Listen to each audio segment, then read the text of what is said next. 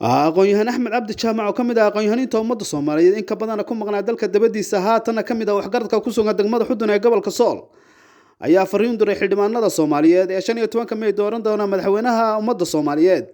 isagoona kula dardaarmay inay doortaan madaxweynihii hore ee Soomaaliya mudane Maxamed Cabdilaahi Farmaajo. Alaykum wa rahmatullahi wa barakaatuh. Dhammaan ummadda Soomaaliyeed meelay joogaan dal iyo dibad dhalinyaro waayeel rag iyo dumar waxaan ku salaamayaa salaanta islaamka ee sharafta leh. Salaanka bacdi maanta oo ay bishu tahay 14 bishii sanaad 2022 oo aan joogo degmada Xudun waxaan halkan doonayaa inaan kala hadlo oo aan war saxaafadeed aan uga gudbiyo ujeedadayda dhammaan ummadda Soomaaliyeed iyo maamulka dawladda Soomaaliyeed ee federaalka ah xildhibaanada ciidamada aan u gudbiyo wixii talo iyo tusaale aan hayo ee aqligayga yar Ilaahay siiyay aan ka helay. dadka Soomaaliyeed waxaan leeyahay Soomaaliyey maanta halka aynu taagannahay waa ogtiin intii dawladda hayay Maxamed Cabdilaahi Farmaajo madaxweynaha maanta halkii uu inaga soo dhaqaajiyay waad ogtiin Ilaahay baa wax qadara oo qadarta Ilaah baa keena calafkana Ilaah baa bixiya maalin bana Soomaalidu waxay ku maamahdaa awr baa dhaansha waynu ognahay 30 sano ee burburkii ka dambeeyay dhibaatooyinkayna soo qabsaday madaxdii soo xukumaysayna waanu ognahay waxa inoo soo qabteen iyo waxayna tareen iyo waxa inoo dhimeenba taariikhday ku qoran tahay muddadii uu hayay Cabdilaahi Maxamed Farmaajo madaxweynaha maanta xilka haya waynu ognahay heerkaynu gaadhnay anigu waxaan ahaa 18 sano ee u dambeeyay qurba joog intii horena dalkan joogay nin mutacallima oo xoogaa leh oo siyaasadihii dawladda Soomaaliya ilaa burburkii taaka dalka ula socdayna waan ogahay baan ahaa waxaan idin leeyahay maanta halkaynu taaganahay waa heer maanta aad iyo aad u wanaagsan haday tahay dibadda siyaasadda dibadda iyo haday tahay gudahaba haddii Soomaali uu ninkaasi ka badbaadi lahaana waxaan aaminsanahay heer ka sareeyay inay gaar lahayd waxaan maanta idinku talinayaa idin leeyahay maanta waxaynu u baahanahay nin cusub uma baahnin nin hamuuntiisa qaba uma baahnin nin baahidiisa qaba oo doonaya inuu wax bislaysto uma baahnin maanta waxaynu u baahanahay ninkii halkaas soo gaarsiiyay inuu intaynoo dhimanina gaarsiiyo insha Allah ta'ala waxaan idinku boorinayaa dhammaan ummadda Soomaaliyeed aadna waad uga hadasheen oo warbaahinta iyo miidiyaha waxa aad qabtaan waa ka gudbiseen adduunka iyo dadka adduunka ku nool iyo dadka Soomaaliyeed bana waa arkayay taageeradiinu inay ahayd madaxweynahan maanta inuu dib u soo noqdo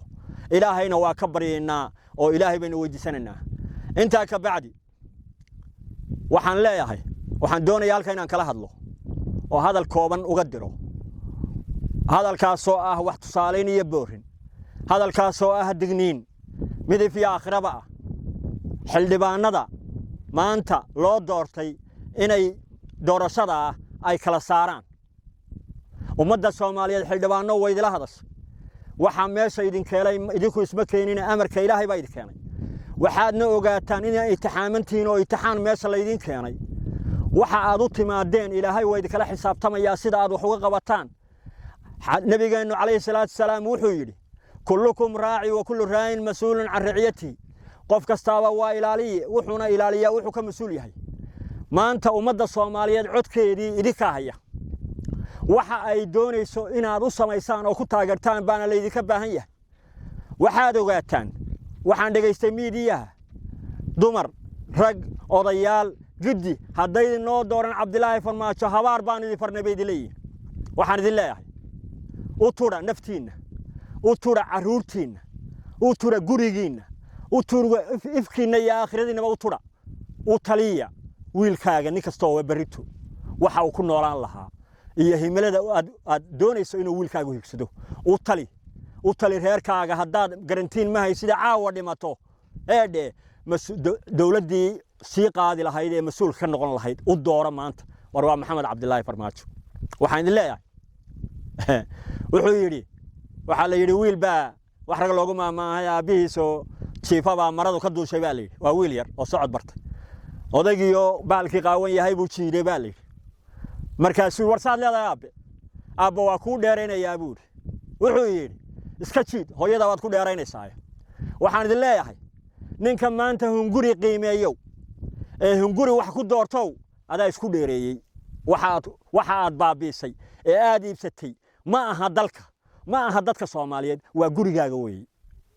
nin kastaaba wuxuu nin kastaaba wuxuu dhitaysto baa ugu jira dhilka caanaha waxaan idin leeyahay oo aan idinku adkaynaya oo ilaahay hortii aan idin weydiinaya dadku waxay doonayaan u doora maxamed cabdullaahi farmaajo doonayaan waxaan aad soo dhaweynaya waxaan baleynaya oo ilaahay uga baryaya ummadda Soomaaliyeed ilaahay oo adigu eegaya ninka maxamed cabdullaahi farmaajo la yiraahdo madaxweynaha maanta ilaahay noo soo celi wassalaamu calaykum wa rahmatullaahi wa barakaatuh halkan oo ah beer ka mid ah beeraha degmada Xudun waxaa shir jaraa'id ku qabtay aqoonyahan Axmed Cabdi Jaamac oo ka mid ah aqoonyahaniinta ka soo laabtay dalka dibadiisa